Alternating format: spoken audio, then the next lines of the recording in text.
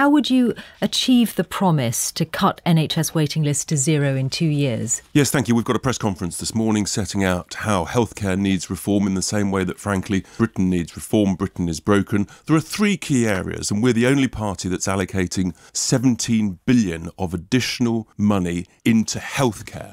But the 3 key areas is, firstly, there's a staffing crisis, and frontline health and social care staff need to have a 3-year, essentially zero basic rate income tax, which would give the average nurse, for example, a significant net pay rise. The second is the NHS needs to use much more of the independent sector, healthcare sector capacity.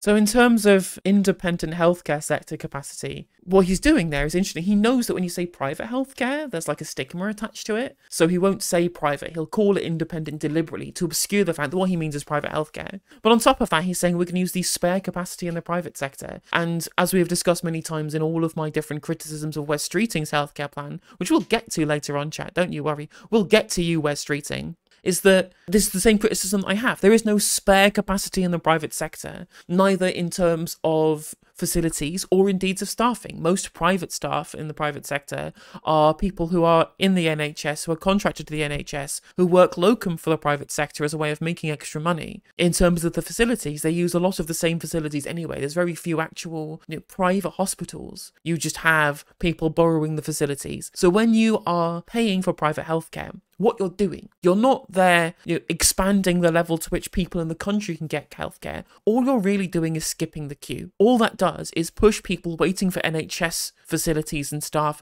down the list because you are paying to be able to get ahead and see these people earlier through a private contract rather than through an NHS contract. Yes, indeed, exactly. It creates exactly 2-tier healthcare, which is why this plan is basically doomed to fail. Whereas with Wes Streeting's, he thinks that he can just expand capacity anyway. What Reform UK's plans are to give people vouchers to go to the private sector, which literally cannot bring waiting lists down because all you're doing is making people pay extra for no reason. It's almost like all of Richard Tice's actual healthcare plan is just to give state money to the private sector to get them to have more of the NHS remit, which is of course a method of furthering the amount of private provision rather than actually decreasing the wait times at all. So it's a completely flawed plan based upon what we know about the UK healthcare system. But what it's a very good plan is if you are somebody who has lots of interest in the private sector and wants to funnel state money into that sector. I don't know whether Richard Tice does. Well, I'd be very surprised if he didn't, or at least somebody in Reform UK didn't, in terms of donors. If everyone skips the queue, then no one does it. Exactly, it's entirely doomed to fail. In order to buy millions of appointments and operations every year. And then the third thing is that if you can pay more, we'd like to encourage people to pay more by giving people tax relief on private health insurance and self-pay, because that will help. You reduce demand for the NHS that way by pushing people towards the private sector. And that will ease. Except that's not how that works, because all of that pressure is just going to go onto the same facilities and same doctors through a different funding channel. So when he says tax breaks for private healthcare, what he means is shifting from a state model to a private model. That's exactly what he means when he says that. It won't work to reduce waiting lists, but it will work to increase the amount of people giving money to his mates in the private healthcare sector. Pressure on the NHS, which means that everybody will get faster, better care. Look, no one's saying it's easy, but it's. Can we go to the other points you've raised? The NHS needs staff, so all of those staff would have to come from within the UK. Well, look, and the point is what we're trying to do. Well, we're trying to retain and attract back recently departed NHS staff. I understand that. Does it mean there can't be any health and care visas issued for people? Of course not, because so how many are you prepared to bring? Our policy on immigration is that you need to freeze net immigration. With the exception of essential workers. Clearly healthcare is essential, but the most important so that's an exception to your net zero immigration pledge. That's right, because we say non-essential and healthcare is essential. We've got to get to zero waiting lists within 2 years. We're the only party with that ambition. It's not easy, but it's about a 20% increase in appointments and operations. And there are many businesses that grow at that sort of rate. It requires productivity improvements. It requires logistics improvements. What's interesting as well is I don't necessarily disagree with the idea of if you want to reduce immigration, making an exception to bring in loads of healthcare workers, which we do need. Like there's a staffing crisis in the NHS, which, yeah, I think he's not wrong to do that. But the issue, of course, comes down to this private provision saying we're going to get better care. I mean, not necessarily. It's going to be, again, it's going to be the same staff doing it. It don't necessarily mean it's going to be better just because the private sector are doing it. But what this does do, if people know, if private investors know there is state money going to be available for the private sector to be able to expand into, we'll see, just like this link that Satnav has just posted in chat here, of a new startup company offering private ambulance rides, charging £99 to tackle patient delays amid concerns over a two-tier system. And that is essentially what the plan from the Conservatives has been all along. Don't actually get rid of the NHS. Just kneecap it so much that people feel like they're forced to go private, which young people literally are doing. Young people are disillusioned with the NHS. The group of people in this country, the electoral demographic that is most amenable to the idea of going private is young people. It's scary to think of, but they are the most people who are not enamoured with the NHS because they didn't really know it before it became shit. And then if you say, well, we're going to give loads of state money to the private sector, then loads of people with loads of investments to make in increasing the capacity of the private sector will then be able to do it. And therefore, goodbye NHS, and we'll just continue increasing the level to which we have a two-tier healthcare system. Or indeed, makes the case for private insurance much larger if we're getting people to pay private companies directly rather than pay the government, and then the government paying private contractors based upon whatever kind of nepotistic arrangement that they've got between the two of them. So the NHS has turned into a public option instead of single payer, essentially. That's exactly what the long-term plan has been. But what is interesting is just how similar this is. Just how similar all of these plans are to what Wes Streeting was talking about. Wes Streeting wants to make sure we train more healthcare workers in the UK. Wes Streeting is talking about using the private sector to bring down waiting lists to expand the capacity, to be able to use that as a method of not getting rid of the NHS, but increasing the way the private sector involves itself with the NHS. So it is very funny to me just how identical these plans are. Yeah, but we need new people to come into the NHS to help and as drive you've acknowledged, some of those would come into the NHS and the care sector from outside. So what's the annual number of people that you would be willing to bring in from outside the UK to work in the NHS? Well, that's a function of what the NHS needs, but also, it's the independent sector. But it would be quite an urgent imperative, wouldn't it, if you're trying to get waiting list down to zero within 2 years? Absolutely, but the key point is, whether it's the independent sector or the NHS, with extra money going into into healthcare, then we can drive that improvement in productivity, that 20% increase that's required to get them to that. And that's why we've allocated the extra money in order for the staffing. Raised from the £17 billion, which is presuming Again, worth pointing out there, he did cut himself off, but what he was going to say there before he got interrupted by the host was, well, we want to incentivise increasing the private sector capacity. Yeah, by throwing state funding at them. That's exactly what you say you want to do. They're going to give people vouchers to go private if they can't be seen in a certain period in the NHS,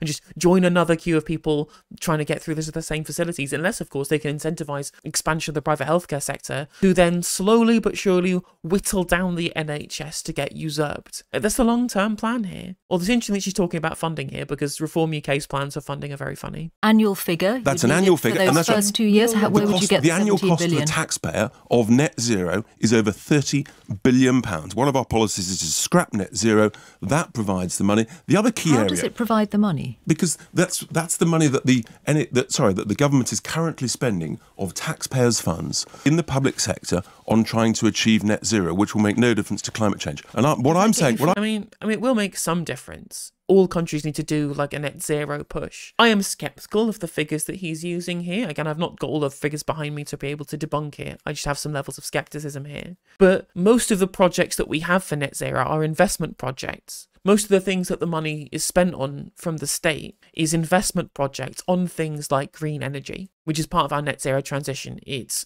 moving from expensive energy to cheap energy, i.e. divesting from fossil fuels to green energy or to heat pumps or whatever it is, which will save people in this country money, which is the whole point. That's why it's an investment. So if you want to cut a bunch of state investment and therefore kneecap the economy because of it, that's not the same as saying we're going to move around day-to-day spending. He's essentially doing the Cameron Osborne playbook of taking money out of capital investment and putting it into day-to-day spending to make it look like you're not doing austerity, but kneecapping the long-term growth of the economy. What I'm saying is, I think the British public would rather zero waiting lists in 2 years than zero CO2 in 25 years. British That's the public choice are of the British broadly- people. Polling suggests that the British public are broadly Because the British public haven't been told of the cost. Of net They haven't been zero. told of the cost, which is over £30 billion of taxpayers' cash every year. And we've got a healthcare crisis, we've got a staffing crisis, we've got an A&E crisis, we've got an excess deaths crisis, all because we're not getting on top of these waiting lists. And it's only Reform that's got that ambition to do Have you so. yourself as a party got a crisis in the number of candidates, parliamentary candidates, that you have to drop when they're investigated? No, what we're doing is what every party does, which is vetting our candidates. And when people behave inappropriately, I'm proud that we're the fastest party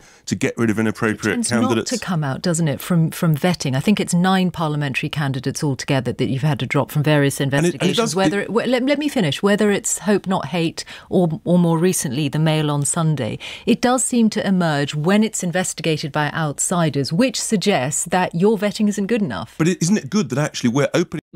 What's interesting as well is talking of the vetting process. This isn't just the fact that Richard Tice doesn't care or anything. I think most political parties want to get elected do want to ensure that their political candidates don't have some skeletons in any of their closets. This isn't a function of failure of the people at the top to do due diligence. What this is a failure of is party apparatus. And what it shows you is that Reform UK isn't a real political party. First of all, it isn't a real political party, it's a business. Matthew Wright on LBC has taken to calling it Reform Limited, which I think is funny because it literally is just a limited company with Nigel Farage as the majority shareholder. Do they have a broad membership? No. Do they have a proper campaigns team? Well, not really. Do they have any party infrastructure that's there available to deal with the fact that they're going to be getting even more of these people? Of course they don't. Basically, the entirety of their due diligence has been get people to tick a box saying, I have never done a racism. And then it turns out all of them have got huge skeletons that they've tweeted about in the past having to chop and change. Because if all you are is just a limited company with nobody there and no proper political party structure, you're not going to have the time, energy, resources or money to be able to put into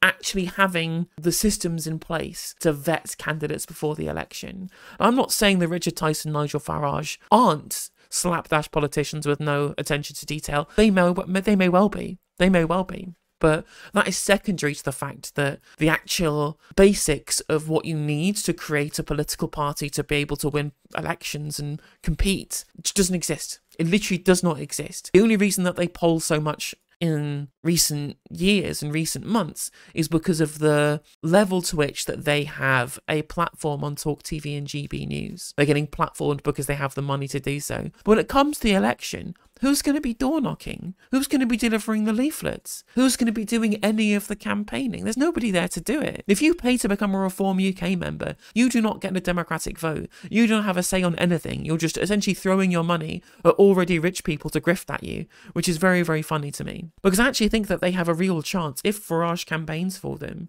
of them getting potentially more votes than the Conservative Party. I don't think that's outside the realms of possibility, especially if Farage campaigns for them. It's very interesting, the Nigel Farage strategy, because my guess is that he's waiting to strike. Everyone's speculating over whether or not Nigel Farage will actually campaign for reform. But you got to remember, he has 2 political strategies that he could potentially go down to get into politics. The first off is him campaigning for Reform UK, them overtaking the Tories, becoming the main opposition, and him leading Reform UK is his way of being the main political challenger in this country to foment his kind of politics. His other route to power is by rejoining the Conservative Party once they represent the kind of views that he holds. But when Reform UK are polling like this, you don't really know yet until the election campaign happens which of those routes you go down. Because you can't campaign for reform and then join the Tories later once the Tories have been completely decimated and no longer a viable political fighting force. So he really needs to wait until the opportune moment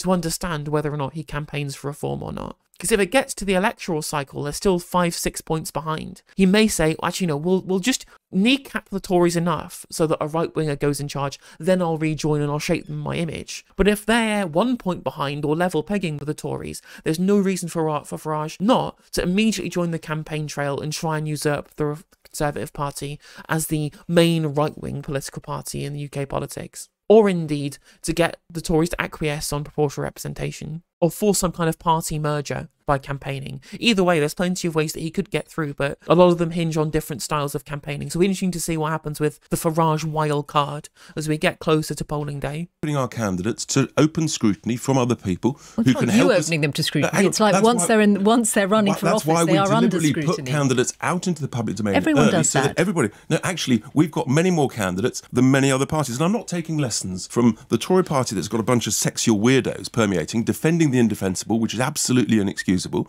And we know that the Labour Party is still, unfortunately, Are you improving riddled with your anti-Semitism. vetting so that you can... Of course we are. Of course. But let's remember, we are a small, entrepreneurial, fast-growing party. We haven't got 30 to 40 million pounds a year like the Tory party and the Labour Party has got to do their vetting.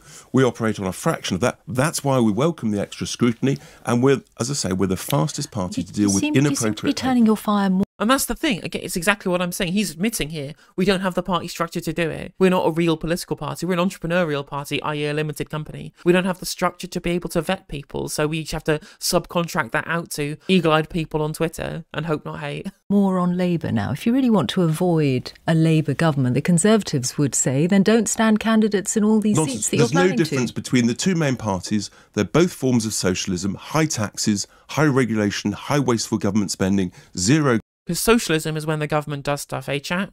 That's it. That's all these people can think of in terms of what socialism is or isn't. The government is doing things, therefore socialism. Growth, mass immigration and pro-net zero. You cannot grow an economy usefully and sensibly in the rate we used to in the 1980s and the 1990s with those burdens. That's what we grew faster in the post-war period. The post-Thatcher period had lower average growth than we had in the post-war period when we had high taxation and loads of state ownership. There's a big irony as well of Richard Tice talking about like the socialists and the Conservative Party, the con-socialists. If you want to define socialism as when the government does stuff, then Reform UK have far more socialist policy than the Conservative Party do. They want to half nationalise the energy industry, to put it half into the hands of the state and half into the hands of UK-based pension funds. So they are wanting to do more national ownership than either Labour or the Conservatives. And here they are trying to tell other people, other parties, that they're the socialist ones. Richard Tice was talking on GB News with Russell Quirk about increase in council housing, in the fact that we shouldn't have sold these things off. And I'm like, okay, so you like housing socialism then? House communism? Like, Richard Tice keeps advocating for state policy and then attacking other people for being socialist. I'm like, well, it's not socialism, of course. But if you want to define it as such, then you're more so than everybody else is. It's almost like he's using socialism as a scare word, as like a red scare word, because he knows that the people in this country actually do want more state ownership. But he's trying to promise them tax cuts and more state spending as if that's a thing that he can deliver for people, which he can't. Why we've got a crisis. That's why we've got the longest recession per person since records began 70 years ago. And yet the government seems to think their plan is working. That is not a successful plan. Richard Tice, leader of Reform UK. Thank you. The Time.